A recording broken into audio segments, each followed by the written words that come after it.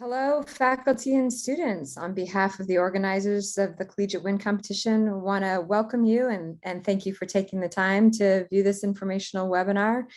We hope that many of you will join us in our next competition round in 2024. Thank you. Next. So the purpose of this webinar is to share information about the U.S. Department of Energy's Collegiate Wind Competition for those that are interested in applying to that next year's competition. We'll tell you a little bit about the competition, how to apply, and a review of criteria, a little bit about the prize funding mechanisms and timing, and as well the timeline for the 2024 application process. A little bit about the commitment and resources and expectations that you can have from us, the organizers, and then some ways that you can submit comments to us, since this is not a live event this time. Next slide. So the Collegiate Wind Competition is really unlike any other undergraduate level competition of its kind. It's the only competition focused exclusively on wind energy. And it really helps to prepare students for jobs in the renewable energy industry and wind industry through real world wind energy technology, project development, finance, communications, and outreach. In the competition, we provide schools and students with opportunities to connect with wind energy experts and industry contacts, and to enhance schools' curriculum offerings and strengthen students' professional networks. Next slide. So there's a lot here, but we try to pack a lot into this competition. We really focus on this being an interdisciplinary collaboration. We've seen amazing evidence of engineers learning to communicate really well across disciplines with communication students, and communication students learning their value in a technical space and in the renewable energy industry. The industry itself is not one-dimensional, so we really don't want our competition to be either. It cultivates creative thinking and problem solving. Students formulate novel solutions, and it really helps each of the students in the competition see a comprehensive picture, and not just to see the industry as turbine technology that they're working on or just as communications, but really to see the integrated picture. It's really built on lots of hands-on work. Often students say it's been one of their biggest opportunities to really actually get to work on real world problems and real world projects and apply what they've learned through school as an incredible learning opportunity. We base all of the contests on real world experience, real world problems. And as a result, it's highly sought after by hiring managers, and can be really one of the best experiences that students can have in their collegiate their time at college for a successful career, in addition to doing, maybe students will engage in internships, but this is a great opportunity for hands-on learning. And then there's a lot of industry interaction throughout the year. So we bring industry experts onto webinars to meet with students. We provide mechanisms for industry to become mentors with new teams as they build up their programs, and really want industry to be able to share their experience and where the opportunities are in the industry, what's exciting in the industry, where students might land, and really start to help students build their professional networking or their professional network. Whether or not they decide to go into wind energy, it's a great opportunity to build a network in the energy industry. And then it's not just about competitions in the collegiate space. We also have a strong partnership with K-12 programming. So one of our big partners is KidWind, and they facilitate events in wind energy for middle and high school students. And so we help to foster that connection as well, with the belief that student learning really deepens as they what they've learned with the next generation of either collegiate students or K-12 students. And I don't want to go through all of these here, but we really think the students speak about this program the best. And so we've highlighted a couple of the comments throughout the years onto this slide. I really love the first and the last one, that students are really appreciating the team building aspect of the program, and that they came away with good friends they never would have met and got to learn leadership skills. And in the end one, that this competition has been the favorite part of many students' undergraduate experience, and something that many will reference for the rest of their career in developing as an engineer as they move into their first roles and connect with other alumni as they go out into the industry. So why do we do this program? We have these ambitious targets to deploy wind energy, renewable energy in the next several decades. And in order to reach those targets, we really need to have a qualified workforce.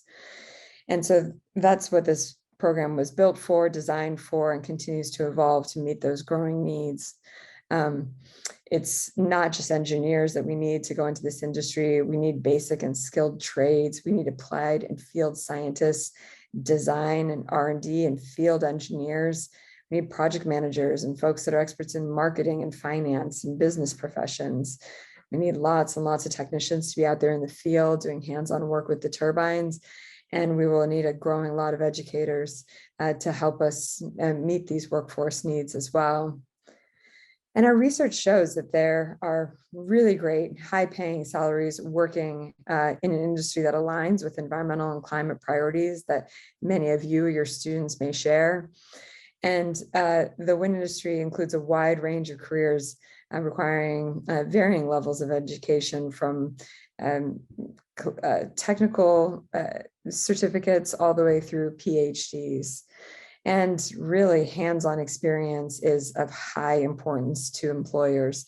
So whether you start with Collegiate Wind and maybe you pursue an internship, or you pursue an internship and get excited and then pursue this, both of those look really, really great as students go to apply for their first jobs.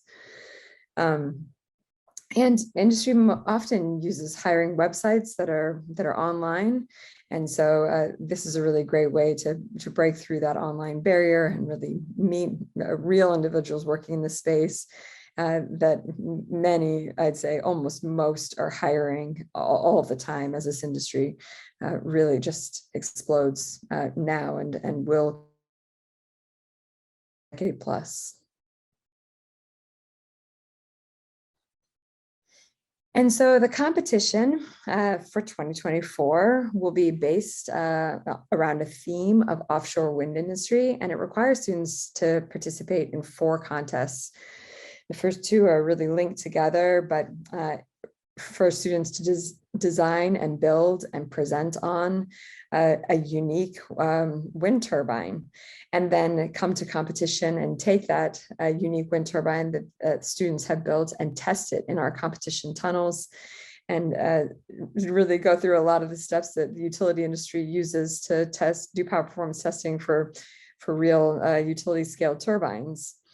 And then the second contest is the project development contest, where we ask teams to research and design and then analyze a hypothetical wind farm, looking at the wind resource data, the transmission infrastructure, turbine technology, environmental and community issues, and then doing a full 20-year cost of energy analysis.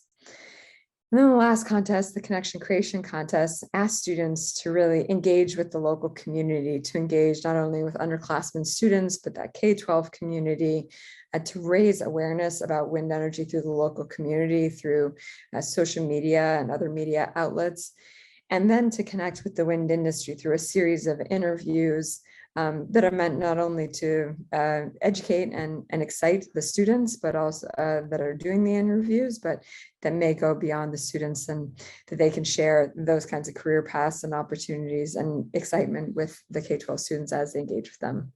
And more about these contests will be shared later in August of this year.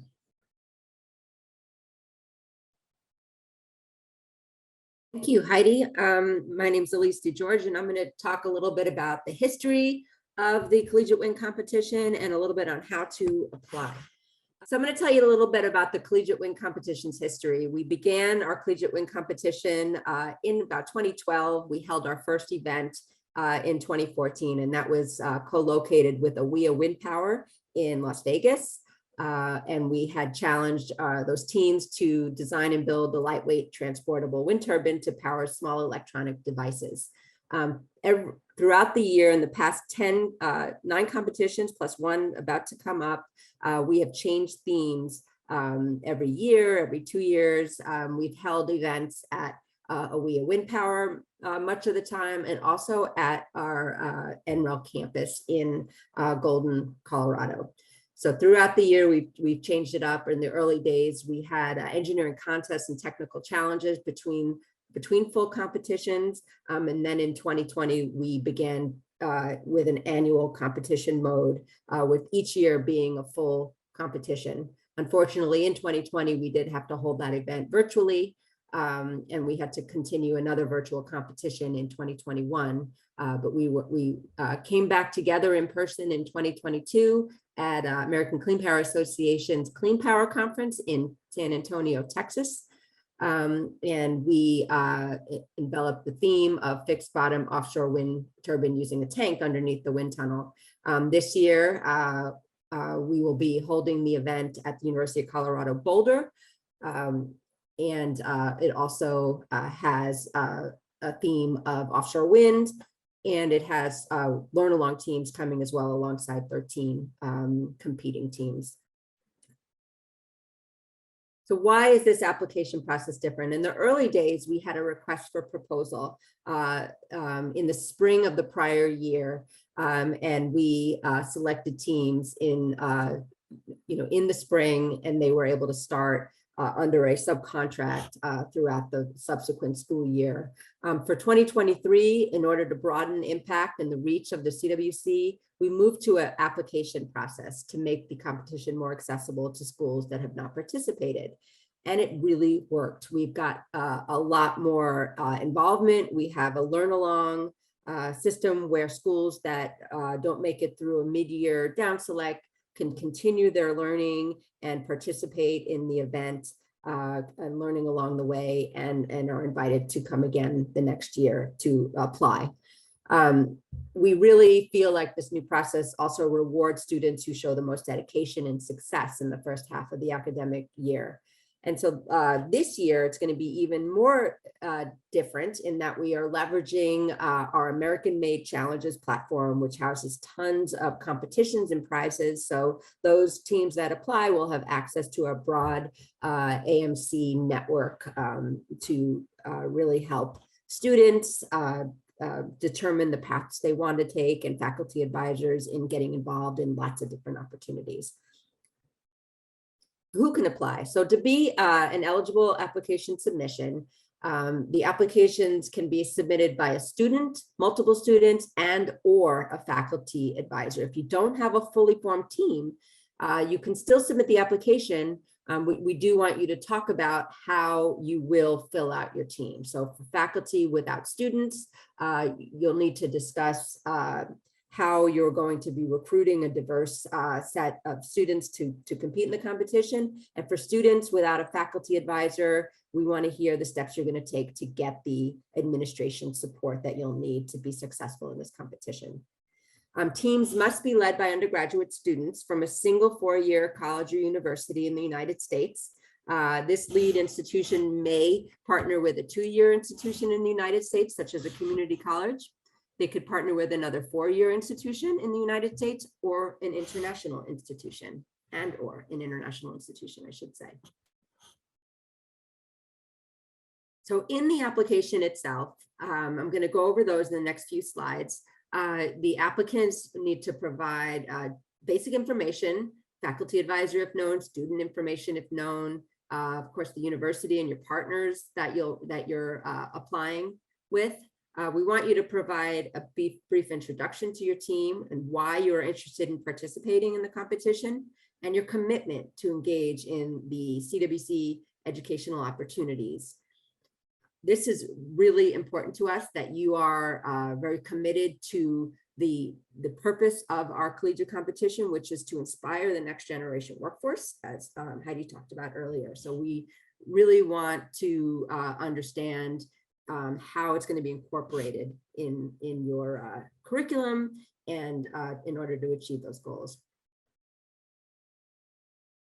Secondly, another section of your application, we want to hear about your educational objectives and integration. We want you to explain how it will be integrated into your academic experiences.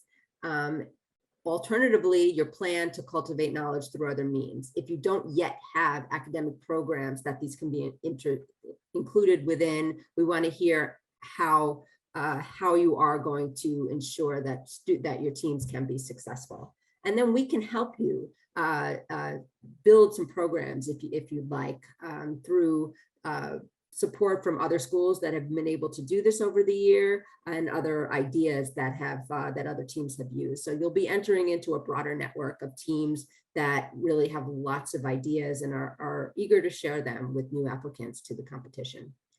Another area that you'll be assessed in your application is on organization and project planning. We want to hear how you'll execute elements of the competition, including how you're going to navigate unique obstacles such as the academic calendars and other possible risks that could come up.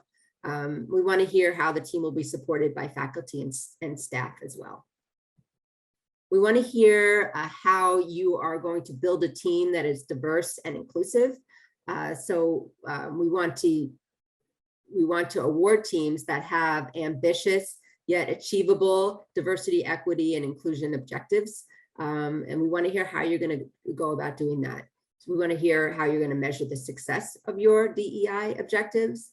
And we want to really underscore that teams that are diverse in perspectives and come from unique backgrounds are often very successful in achieving your overarching objectives and really having a very enriching project solution.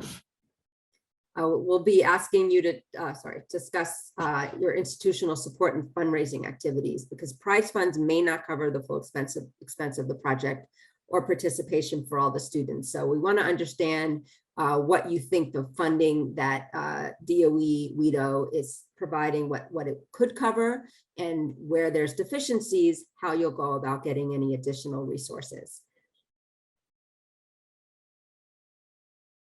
Okay, over to you, Krista. All right, my name is Krista Nixon, and I'll be going over the prize awards, timeline, and expectations. So phase one of the prize funding consists of the initial team selection that Elise was just describing the criteria for, and teams will be eligible for up to $2,000 each for that phase. In phase two, teams will complete submissions during the fall semester in order to determine the 12 teams that will earn a cash prize of up to $15,000 and compete in phase three during the spring 2024 semester. And more details on those submission requirements will be released later in the summer. Next slide. And then phase three will be in the spring semester. There will be multiple submissions for each of the 4 contests, and then we will evaluate those at the final event. And the grand prize pool will be up to $30,000, including first, second, and third place overall winners, as well as a winner for each of the 4 individual contests. So the application period, the application is open as of May 1st, and interested teams should submit their applications by June 15th by 4:59 p.m. Mountain. And then teams will be selected for phase one during the month of July 2023.